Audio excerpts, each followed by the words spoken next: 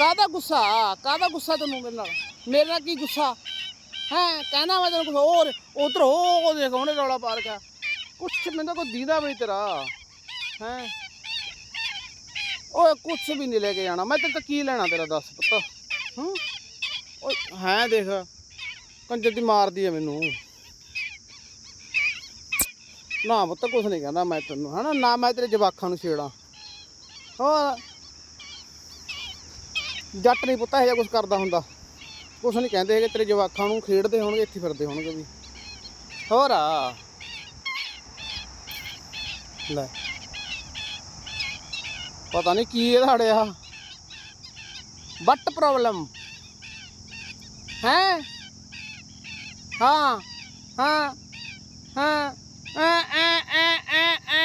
ਕਰੀ ਜਾਂਦੀ ਆ ਦੱਸ ਕੀ ਆ ਉਹ ਤੇਰਾ ਫੜ ਦੂੰ ਮੈਂ ਤੈਨੂੰ ਫਿਰ।